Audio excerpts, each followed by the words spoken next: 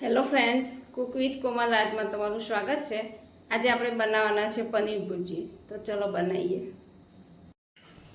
આ જો પનીર ભુજી બનાવવા માટે આપણે 2 ડુંગળી લીધી છે, 2 ટામેટાં લીધા છે, મરચાં લીધા છે, આદુ ને લસણ ક્રશ કરેલા લીધા છે અને મસાલામાં છે આ સૂકું લસણ મરચું, મીઠું, હળદર, સૂકું મરચું, ધાણા જીરું, ગરમ મસાલો, લાલ કાશ્મીરી મરચું અને હિંગ લીધી છે અને ધાણા અને આપણું મેઇન વસ્તુ પનીરને મેં છે ને ક્રશ કરી લીધું છે।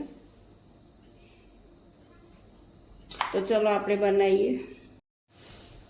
આ જો પનીર ભુજી માટે આપણે ગેસ ચાલુ કરી દીધો છે અને જોઈતા પ્રમાણમાં તેલ લઈ લીધું છે। આપણું તેલ આવી ગયું છે। હવે ઓનિયન એડ કરીએ।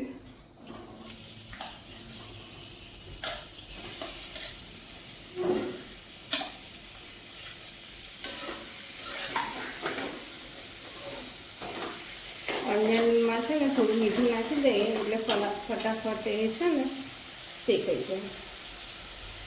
પછી બીજું થોડું પછી નાખીશું।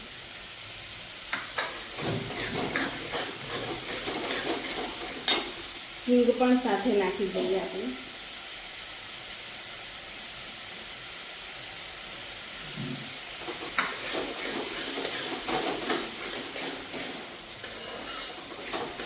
હવે થોડી ઓનિયન શેકાય પછી આપણે મસાલા કરીએ। ડુંગળી થોડી શેકાવાની છે। હવે આપણે આદુ લસણ અને મરચાં એડ કરી દઈએ।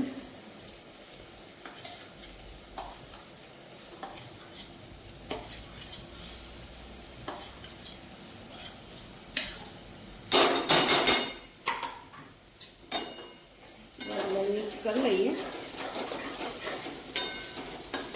બધું બરાબર શેકાવા દઈએ। આ જો આપણી ડુંગળી શેકાઈ ગઈ છે, હવે બધા મસાલા ને ટામેટા એડ કરી દઈએ।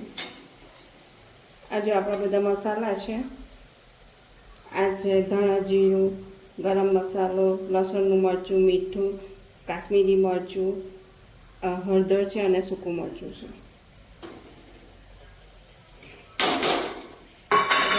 એડ કરીને ફાઇન મિક્સ કરી દઈએ બધા મસાલા। એકાદ મિનિટ શેકાય પછી આપણે ટામેટા એડ કરી દઈએ।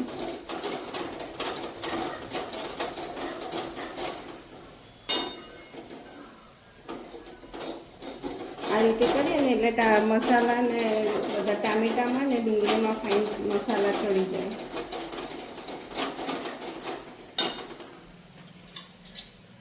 હવે જો આપણે ટામેટા એડ કરી દઈએ।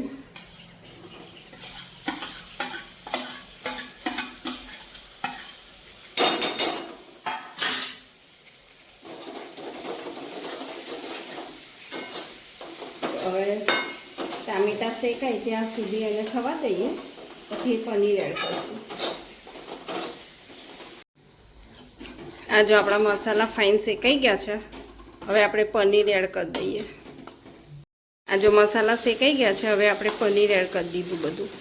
પનીરને એકદમ સારી રીતે બધું મિક્સ કરી દઈએ।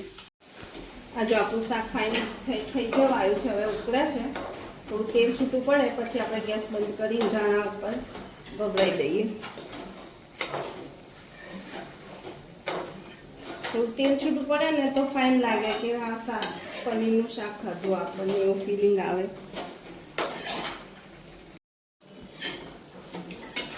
આ જો આપણું મસ્ત તેલ છૂટું પડી ગયું છે, હવે આપણે ધાણા એડ કરી દઈએ। આપણું શાક ઓલરેડી થઈ ગયું છે।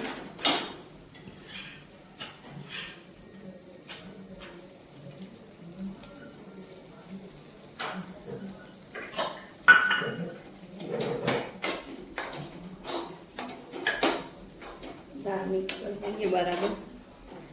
આપણું શાક રેડી થઈ ગયું છે, પનીર ભુજી। ચલો બધા જમવા।